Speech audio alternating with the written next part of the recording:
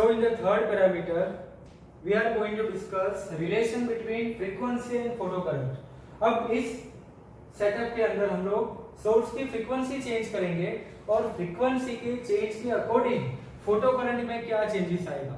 तो इनिशियली हमने क्या किया, जो एनोड वाली हमारी जो प्लेट है, एनोड को हमने पॉजिटिव पोटेंशियल के ऊपर सेट किया और सैचुरेट करंट तक हमने इस पोटेंशियल को सेट किया है। तो इनिशियली हमें ग्राफ में दिख रहा है यहाँ पे सैचुरेशन करंट तक हमने इस ग्राफ को प्लॉट किया है। अब नेक्स्ट हम लोग क्या करेंगे, इसी पोटेंशियल को धीरे धीरे नेगेटिव की तरफ लाना स्टार्ट करेंगे, मतलब इस पोटेंशियल को नेगेटिव करना स्टार्ट करेंगे। इसका मतलब एनोड की जो प्लेट होगी उसको नेगेटिव करेंगे, उस नेगेटिव की वजह से धीरे धीरे फोटो करंट की वैल्यू डिक्रीज होती जाएगी। सो ये ग्राफ हमारा रिड्यूस होगा जैसे फोटो करंट की वैल्यू डिक्रीज होती जाएगी और फाइनली एक पोटेंशियल के ऊपर स्टॉपिंग पोटेंशियल मिलेगा, मतलब उस पोटेंशियल के ऊपर फोटो करंट जीरो हो जाएगा। तो ये इनिशियल कंडीशन जब हमने एक इंटेंसिटी के लिए V1 फ्रीक्वेंसी के लिए μ1 फ्रीक्वेंसी के लिए ग्राफ प्लॉट किया, तो ये फर्स्ट ग्राफ जो था μ1 फ्रीक्वेंसी के लिए।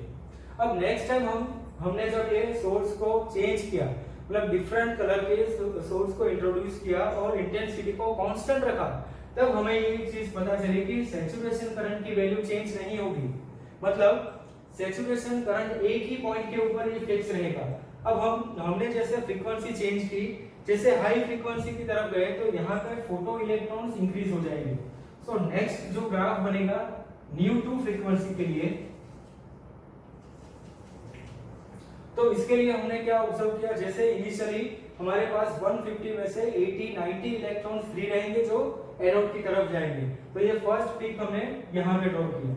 अब नेक्स्ट जैसे इसको एनोड की प्लेट को हमने पॉजिटिव की तरफ लाना स्टार्ट किया, तो एक वैल्यू के नजदीक ही ये सैचुरेशन आ जाएगा, मतलब जो μ1 फ्रीक्वेंसी के लिए सैचुरेशन था सेम पॉइंट के ऊपर वापस सैचुरेशन आ जाएगा। तो इनिशियली ये वैल्यू इंक्रीज होगी, इंक्रीज होने के बाद ये इस वाले पॉइंट को कनेक्ट कर जाएगी, मतलब μ1 फ्रीक्वेंसी के लिए जो हमें सैचुरेशन का ग्राफ मिले था सेम ग्राफ इसके लिए सैचुरेशन के लिए भी मिलेगा। अब इस पोटेंशियल को हमने नेगेटिव की तरफ लाना स्टार्ट किया, मतलब इस एनोड वाली प्लेट को और नेगेटिव करते जाएंगे। जैसे जैसे ये प्लेट को नेगेटिव करेंगे तो धीरे धीरे ये फोटो करंट की वैल्यू डिक्रीज होती जाएगी। डिक्रीज होते होते हमने ये चीज ऑब्जर्व की कि इसका स्टॉपिंग पोटेंशियल पहले वाले स्टॉपिंग पोटेंशियल से मैच नहीं होगा। तो हमने यहाँ पे एक डिफरेंस देखा, जो हमने प्रीवियस थियरी में, प्रीवियस पैरामीटर में हमने देखा था कि वहां पे इंटेंसिटी चेंज की बट फ्रीक्वेंसी कांस्टेंट रखी थी।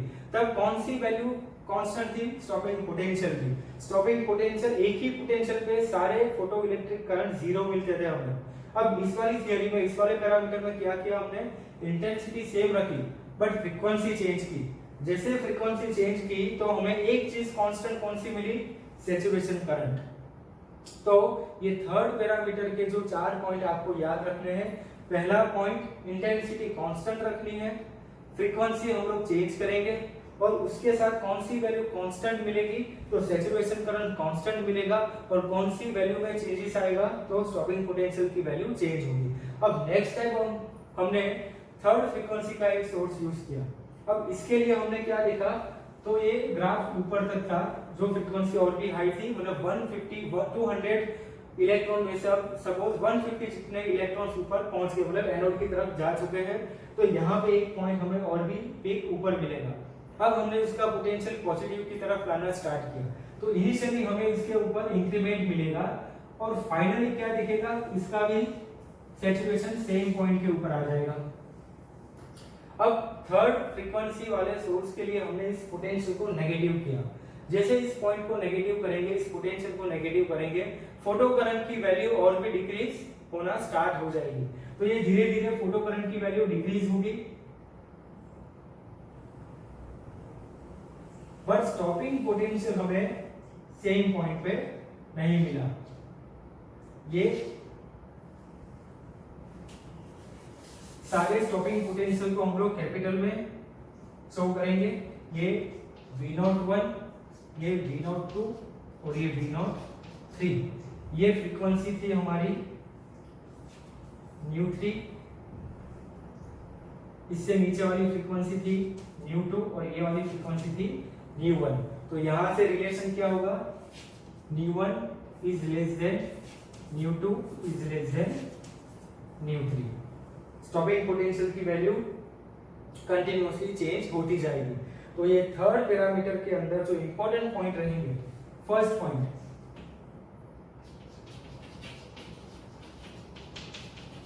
इंटेंसिटी चेंज होती जाएगी। सॉरी, इंटेंसिटी इसमें हम लोग कांस्टेंट रखेंगे, intensity constant. Second point frequency change करेंगे हम लोग। थर्ड पैरामीटर फोटो करंट, उसके लिए सैचुरेशन करंट की वैल्यू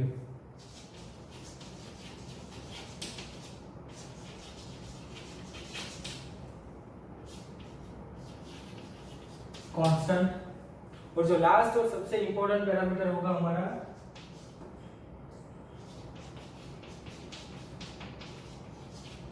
स्टॉपिंग पोटेंशियल, इसकी वैल्यू भी चेंज होगी। तो ये पूरा ग्राफ और ये 4 पैरामीटर आपको याद रखने हैं इस थियरी के लिए। तो इस पार्ट में हमने ये चीज ऑब्जर्व की, जैसे हमने इंटेंसिटी को कांस्टेंट किया और फ्रीक्वेंसी को चेंज करना स्टार्ट किया, तो इनिशियली हमें पता चलेगा कि नंबर ऑफ इलेक्ट्रॉन्स इनिशियली जो हमें मिलेंगे जीरो पोटेंशियल के ऊपर, वो थोड़े थोड़े फ्रीक्वेंसी के अकॉर्डिंग इंक्रीज होते जाएंगे। बट लास्टली जब हमने इसको एक पॉजिटिव वोल्टेज तक लेके गए इस एनोड वाली प्लेट को, तब सैचुरेशन करंट सबके लिए सेम मिला। तो ये एक चेंज मिला हमें। इसके बाद जब स्टॉपिंग पोटेंशियल को हमने डिफाइन किया, तो स्टॉपिंग पोटेंशियल के लिए हमने क्या देखा कि स्टॉपिंग पोटेंशियल जब हमने इस एनोड वाली प्लेट को नेगेटिव पोटेंशियल की तरफ लेके गए, तो तीनों फ्रीक्वेंसी के लिए हमें स्टॉपिंग पोटेंशियल डिफरेंट मिले। जिसकी फ्रीक्वेंसी लोअर थी उसका स्टॉपिंग पोटेंशियल की वैल्यू भी लोअर थी। इसके बाद हमने ν2 फ्रीक्वेंसी यूज की, उसके बाद हमने ν3। तो जैसे जैसे फ्रीक्वेंसी इंक्रीज करते गए वैसे वैसे यहाँ पे स्टॉपिंग पोटेंशियल भी चेंज होता गया।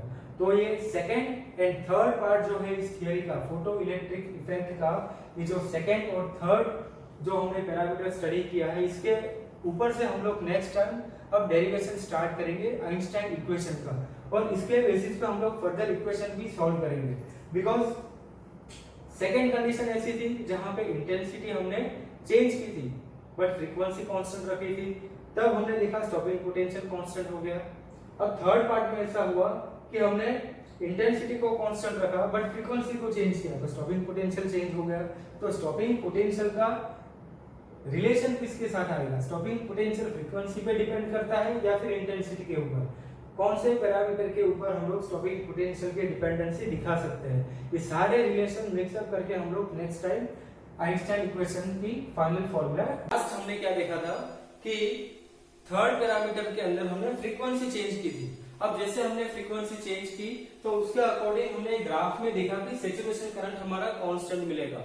मतलब फ्रीक्वेंसी चेंज करने इसका मतलब क्या होगा, हमने उस एक्सपेरिमेंट के अंदर उस थर्ड पैरामीटर के अंदर हमने अलग अलग कलर के बल्ब यूज किए। जैसे मैंने आपको ये फोटो इलेक्ट्रिक इफेक्ट का एक्सपेरिमेंटल सेटअप स्टार्ट किया था, जब हमने इसका एक्सपेरिमेंटल स्टडी स्टार्ट किया तभी मैंने आपको इंटेंसिटी और फ्रीक्वेंसी का रिलेशन बताया था। जब भी इंटेंसिटी की बात आएगी तो हमें क्या चेंज करना है, उस बल्ब का, उस सोर्स का वोल्टेज चेंज करना, पावर के साथ डायरेक्ट रिलेशन। और जैसे हमें इसी एक्सपेरिमेंट के अंदर अभी बोला गया कि हमें फ्रीक्वेंसी चेंज की है, फ्रीक्वेंसी का चेंज होना इसका मतलब हमने कलर चेंज किया है। सपोज फर्स्ट टाइम हमने यूज किया है यहाँ से ν3, ν2 एंड ν1, ऐसे 3 फ्रीक्वेंसी हमने यूज किए। अब यहाँ से हमें पता चलेगा या फिर हमने ब्लू कलर यूज किया, ग्रीन कलर का बल्ब और रेड कलर का या फिर येलो कलर का, हमने कलर चेंज किया है। But through out the experiment कौन सी चीज हमने कांस्टेंट रखी है, इंटेंसिटी। इंटेंसिटी का कांस्टेंट होना इसका मतलब हमने पावर कांस्टेंट रखा है। इसका मतलब ये जो फर्स्ट बल्ब होगा हमारा, फर्स्ट जो सोर्स होगा वो 100 वोल्ट का होगा, तो सारे बल्ब हमारे 100 वोल्ट के यूज किए हमने। तो थर्ड पैरामीटर के अंदर हमें कौन सी चीज चेंज की और कौन से पैरामीटर्स पे, कौन सी फिजिकल क्वांटिटीज में हमें चेंजेस मिले, ये सारी चीजें आपको याद रखनी होगी। इसको समझना होगा ग्राफ से। अब इस ग्राफ को हमने लास्ट टाइम स्टडी किया था कि जैसे हमने इनिशियली वोल्टेज जब initial V is equal to 0 use किया और हमने सपोज कर लिया यहाँ पे हमने ब्लू कलर का बल्ब यूज किया, तो थोड़े इलेक्ट्रॉन्स ऐसे होंगे जो कैथोड वाली प्लेट से निकलेंगे, बिकॉज जो हमने बल्ब यूज किया उसकी एनर्जी, उससे जो रेडिएशन निकलेगा उसकी एनर्जी उस मेटालिक प्लेट से ज्यादा होगा, मतलब उसका जो वर्क फंक्शन होगा उससे ज्यादा एनर्जी वाले रेडिएशन होगा, तो वहां से इनिशियली थोड़े इलेक्ट्रॉन बाहर नॉकआउट होंगे। वो इलेक्ट्रॉन की वैल्यू ऑफ इंक्रीज कब होगी, जब हमने बाहर से जो हमारी बैटरी थी उससे पोटेंशियल इंक्रीज करना स्टार्ट किया, +10 +20 +30 और एक वोल्टेज के बाद एक पोटेंशियल के बाद ये सैचुरेशन करंट मिलेगा। अब जैसे रिवर्स डायरेक्शन में जाएंगे, मतलब हमें उस सर्किट को नेगेटिव पोटेंशियल देना है। जैसे हमने इसको नेगेटिव पोटेंशियल दिया, हमें फोटो करंट में डिक्रीमेंट मिला और फाइनली एक पोटेंशियल ऐसा मिलेगा कि उसके लिए total number of photo electron 0 हो जाएंगे, मतलब एक भी इलेक्ट्रॉन कैथोड से एनोड वाली प्लेट पे नहीं पहुंच पाएंगे। सो ये V01। अब जैसे हमने बल्ब चेंज कर लिया, वोल्टेज सिमिलर रखा बट उसका कलर चेंज किया, मतलब उसकी फ्रीक्वेंसी चेंज की, उससे हाई फ्रीक्वेंसी वाला एक हमने सोर्स यूज किया, तो उसके लिए हमें V02 मिला, अलग स्टॉपिंग पोटेंशियल मिला। सो स्टॉपिंग पोटेंशियल का चेंजेस किसके ऊपर डिपेंड करेगा, इंटेंसिटी या फिर फ्रीक्वेंसी? तो आंसर क्या होगा, फ्रीक्वेंसी के ऊपर हमने देखा कि स्टॉपिंग पोटेंशियल चेंज हो रहा है जब हमने इंटेंसिटी को यहाँ पे कांस्टेंट रखा है। अब सिमिलर चीज हमने देखी थी पैरामीटर नंबर 2 में, जब हमने इंटेंसिटी चेंज की थी बट फ्रीक्वेंसी सेम रखी थी। वो ग्राफ आपको याद होगा, तो हमने कुछ इस तरह ग्राफ बनाया था, इनिशियल 100 इलेक्ट्रॉन्स। अब जैसे हमने पॉजिटिव पोटेंशियल देना स्टार्ट किया तो ये ग्राफ थोड़ा इंक्रीज होगा, उसके बाद हमें सैचुरेशन करंट मिलेगा, नेगेटिव की तरफ जाएंगे और एक स्टॉपिंग पोटेंशियल के ऊपर ये 0 हो जाएगा। अब जैसे हमने बल्ब उसी कलर का रखा है, फ्रीक्वेंसी सेम बट उसका वोल्टेज चेंज किया, जैसे हमने वोल्टेज चेंज किया हमें क्या दिखा, और ज्यादा इलेक्ट्रॉन्स वहां से निकलेंगे, ये इलेक्ट्रॉन्स ऊपर गए, हमने पॉजिटिव पोटेंशियल दिया और सैचुरेशन करंट हमें मिला। जैसे नेगेटिव में गए तो ये वापस एक ही स्टॉपिंग पोटेंशियल के ऊपर आ गए, मतलब हमने एक ही कलर के 3 अलग अलग बल्ब यूज किए, जहां पे हमने सिर्फ इंटेंसिटी सिर्फ उसका पावर चेंज किया बट हमें क्या मिला, स्टॉपिंग पोटेंशियल सेम। तो ये ऑलरेडी हमने सेकंड पैरामीटर में डिस्कस किया था। अब इस दोनों में चेंजेस क्या आएगा, तो इस दोनों के अंदर मेन चेंज क्या होगा, फ्रीक्वेंसी और इंटेंसिटी का। इस वाले सेकंड पैरामीटर के अंदर हमने क्या देखा था, इंटेंसिटी को हम चेंज कर रहे हैं, मतलब बल्ब का वोल्टेज चेंज करेंगे बट फ्रीक्वेंसी कांस्टेंट, तब हमें कौन सी चीज कांस्टेंट मिली, स्टॉपिंग पोटेंशियल। इस वाले में क्या किया हमने, इंटेंसिटी को कांस्टेंट रखा बट फ्रीक्वेंसी को चेंज किया, मतलब हमने अलग अलग कलर के बल्ब यूज किए, तब हमें कौन सी चीज सेम मिली, तो सैचुरेशन करंट सेम, मतलब कांस्टेंट मिली। कौन सा पैरामीटर चेंज हो गया, कौन सी क्वांटिटी चेंज हुई, तो स्टॉपिंग पोटेंशियल की वैल्यू चेंज हो जाएगी। तो ये दोनों को आपको कंपेयर करना है, आपको इसी के अकॉर्डिंग एमसीक्यू या फिर न्यूमेरिकल्स में ऐसी कंडीशन दी होगी, तो आपको ये दोनों के जो फंडामेंटल जो कंसेप्ट है वो आपको पता होना चाहिए। अब इसी डायग्राम को, इसी थर्ड पैरामीटर से हम एनर्जी को रिलेट करना चाहेंगे। अब एनर्जी को कैसे, एनर्जी के साथ इसका रिलेशन आ रहा है, एनर्जी के साथ रिलेशन कैसे ला सकते हैं। फॉर एग्जाम्पल हमने जो लास्ट एक्सपेरिमेंटल सेटअप देखा था उसी के अंदर हम लोग मान लेते हैं कंडीशन, सपोज यहाँ पे ये एनोड है और यहाँ पे यहाँ पे कैथोड है और यहाँ पे एनोड है। एनोड वाली प्लेट को हमने नेगेटिव और पॉजिटिव पोटेंशियल पे सेट करना है। अब ये जो कैथोड वाली प्लेट होगी इसके ऊपर हमने रेडिएशन एमिट करना स्टार्ट किया। जैसे इस कैथोड वाली प्लेट के ऊपर हम रेडिएशन इंसिडेंट करेंगे, वहां से इलेक्ट्रॉन का जनरेशन स्टार्ट होगा, मतलब यहाँ से मेटल प्लेट के ऊपर से इलेक्ट्रॉन्स नॉकआउट होना स्टार्ट हो जाएंगे।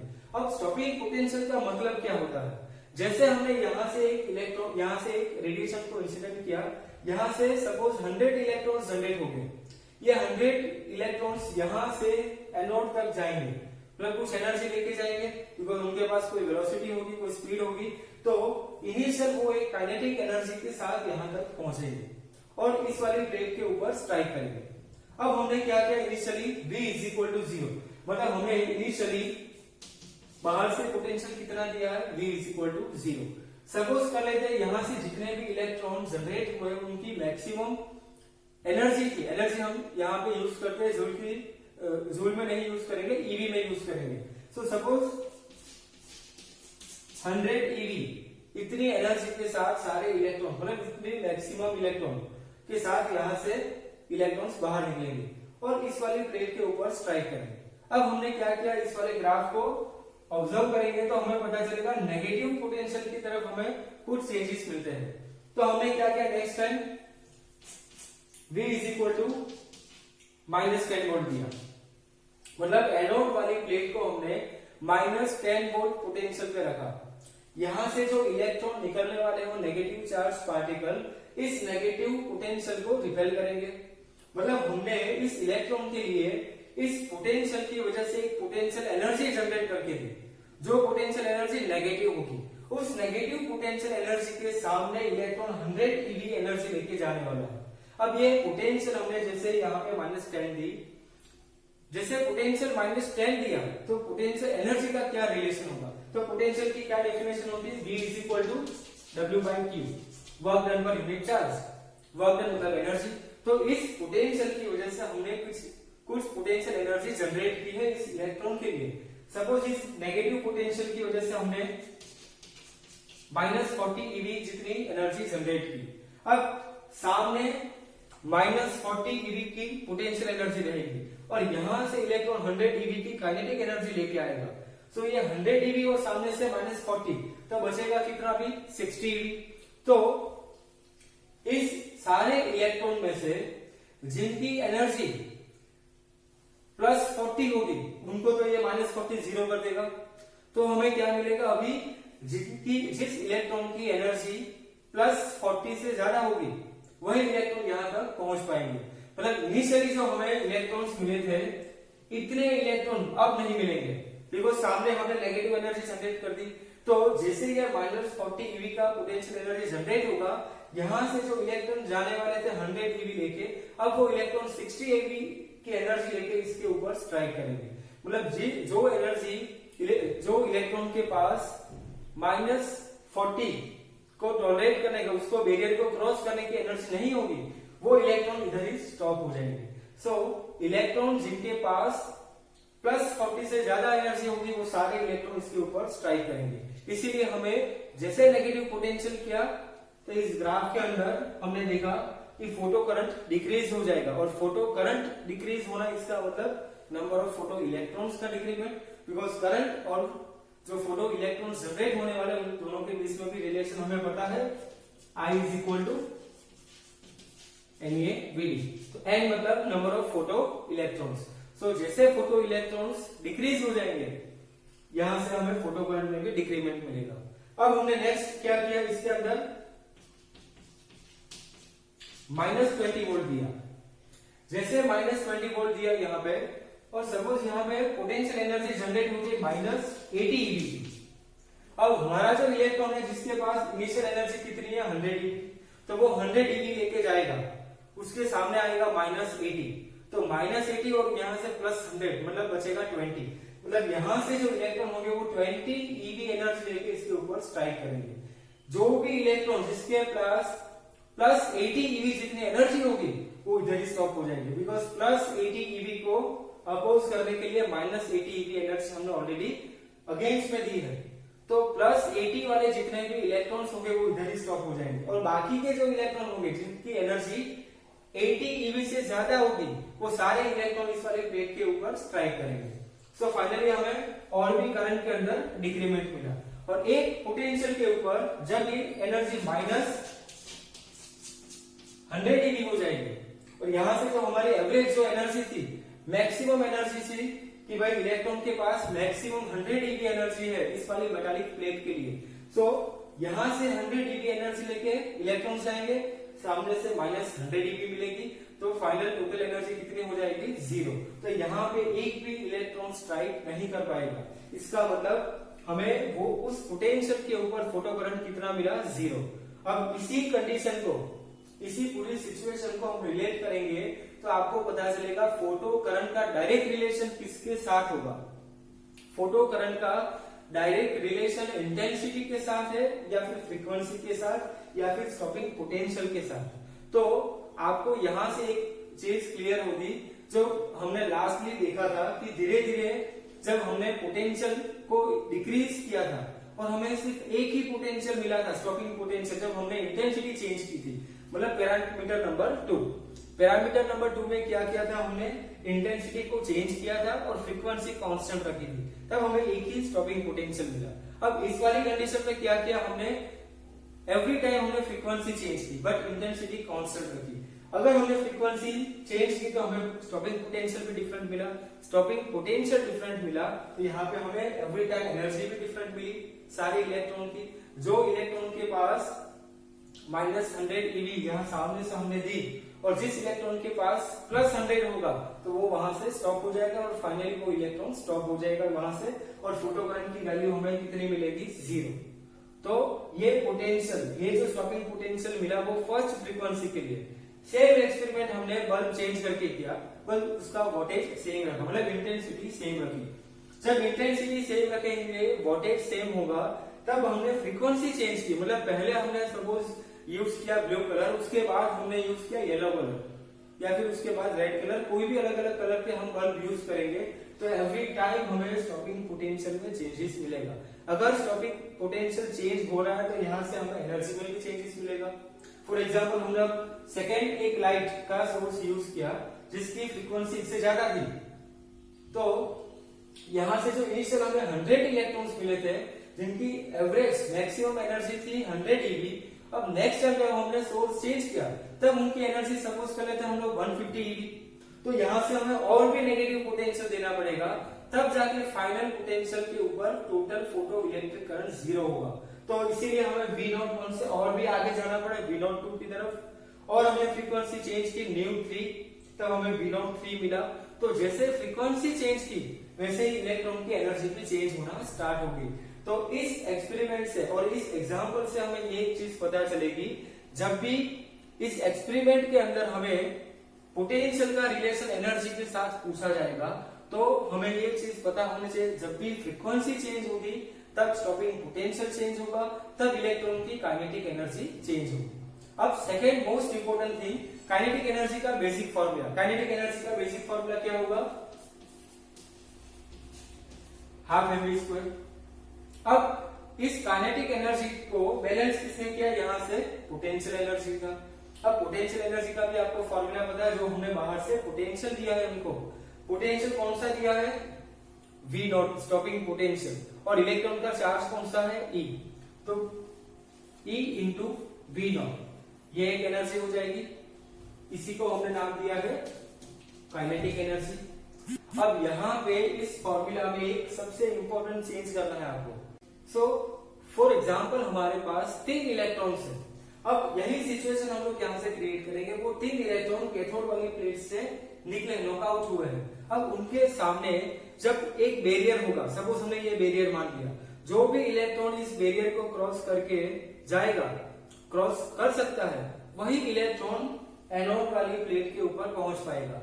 तो सपोज हमने इनिशियली 3 इलेक्ट्रॉन क्रिएट किए हैं, उनके सामने ये बैरियर है और हमने एनोड वाली प्लेट को भी 0 पोटेंशियल के ऊपर रखा है।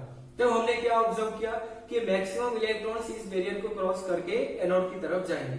अब हमने क्या किया, इस वाले एनोड वाली प्लेट को हमने नेगेटिव पोटेंशियल देना स्टार्ट किया, मतलब इसका बैरियर हमने इंक्रीज किया। अब इनिशियली जो इलेक्ट्रॉन है जिसकी इनिशियल एनर्जी हमें नहीं पता कि ये कितनी एनर्जी लेके आने वाला है, तो सपोज हमने देखा कि जैसे ये बैरियर की हाइट इंक्रीज हुई, अब ये जो सारे इलेक्ट्रॉन्स यहाँ से निकलने वाले हैं, इसमें से इतने ही इलेक्ट्रॉन जो इस बैरियर के नीचे जो बचे हैं वो इलेक्ट्रॉन इस बैरियर को क्रॉस नहीं कर पाएंगे, ऊपर वाले सारे इलेक्ट्रॉन्स बैरियर को क्रॉस करेंगे और यहां तक पहुंचेंगे।